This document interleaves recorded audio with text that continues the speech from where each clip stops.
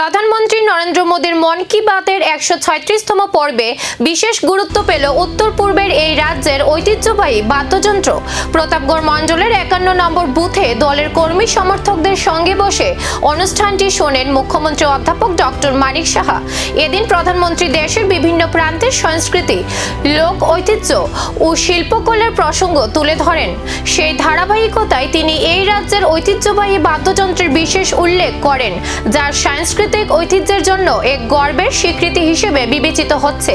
অনুষ্ঠান শেষে মুখ্যমন্ত্রী বলেন, দেশের স্থানীয় সংস্কৃতি ও ঐতিহ্যকে জাতীয় স্তরে তুলে ধরার ক্ষেত্রে প্রধানমন্ত্রীর মন কি বাত গুরুত্বপূর্ণ ভূমিকা পালন করছে।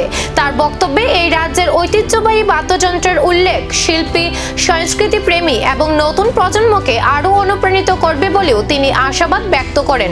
সিঙ্গেল ইউজ প্লাস্টিকের কথা উনি আগেরবারও বলেছেন, বারবার উনি বলছেন যে 120 মাইক্রনের নিচে যে প্লাস্টিক আছে সেটা যাতে, আমিও কিছুদিন আগে আমি রিভিউ মিটিং করেছি, আমি বলেছি বিভিন্ন বাজারে যেন যায়, স্ট্রিক্ট অ্যাকশন যেন নেয়, যেখান থেকে আসে সেগুলোর যাতে, যেমন ড্রাগস নিয়ে আমরা একটা অভিযান চালিয়েছি সেইভাবে সিঙ্গেল, কারণ এইগুলো গিয়ে, এই প্লাস্টিক গুলো গিয়ে বিভিন্ন, ইভেন আমাদের দেখা গেছে একটা স্টাডিতে দেখা গেছে ক্যান্সার পর্যন্ত হয়। তো সেই জায়গা থেকে বাঁচার জন্য, তার থেকে যে কেমিক্যাল বেরোয় তা থেকে পরে আমাদের ক্যান্সার হওয়ার সম্ভাবনা বেশি থাকে। আর ড্রেন গুলো তো বন্ধ হয়, সেই বিষয়েও এখানে বলা হয়েছে। আজকে ত্রিপুরাতে আমাদের টি নিয়ে আমরা কিন্তু গর্ববোধ করি। একটা সময় ছিল আগের সরকার টি গার্ডেন গুলোর অবস্থা খারাপ করে দিয়েছিল, আমাদের সরকার আসার পর 5th পজিশন আমাদের ত্রিপুরা টি প্রডিউসের মধ্যে। সেই জায়গায় উনিও এখানে যে হার্বাল টি, যে মহিলা যে এসএইচজি গ্রুপ যারা উত্তরপ্রদেশের, তাদের সম্পর্কে বলেছে, এখন বলেছে উত্তরপ্রদেশ সম্পর্কে, কিন্তু আমাদের এখানেও যেহেতু এই যে বাদ্যযন্ত্রই বলুন, যাই বলুন, এবং এটাকে কিছুদিন আগে জিআই ট্যাগও কিন্তু দেওয়া হয়েছে এই বাদ্যযন্ত্র, আপনারা নিশ্চয়ই এটা জানেন।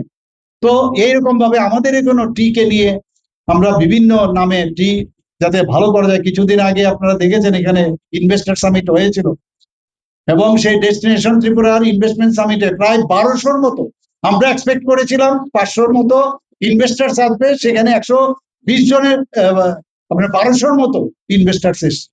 সেই জায়গায় আজকে আমাদের ত্রিপুরাতে এত সুন্দর অবস্থার মধ্যে আছে, আমাদের এখানে ল অ্যান্ড অর্ডার সিচুয়েশন ভালো, এবং সেই জায়গায় দাঁড়িয়ে মানুষ আসছে এখানে বিজনেসে নিবেশ করার জন্য। আমার মনে হয় যে ত্রিপুরা এক ত্রিপুরা শ্রেষ্ঠ ত্রিপুরা আমরা যেটা ভাবছি, আমরা মাননীয় প্রধানমন্ত্রীজির মার্গদর্শনে আমরা সেই কাজটা আমরা করব। গণেশ উৎসব আসছে, আমরা সবাই জানি যে গণেশ আইডল। প্রধানমন্ত্রীর এই স্বীকৃতির পর কি নতুন করে জাতীয় মঞ্চে আরো বেশি পরিচিত পাবে এই লোক সংস্কৃতি? এখন সেই দিকে নজর সংস্কৃতি মহলের।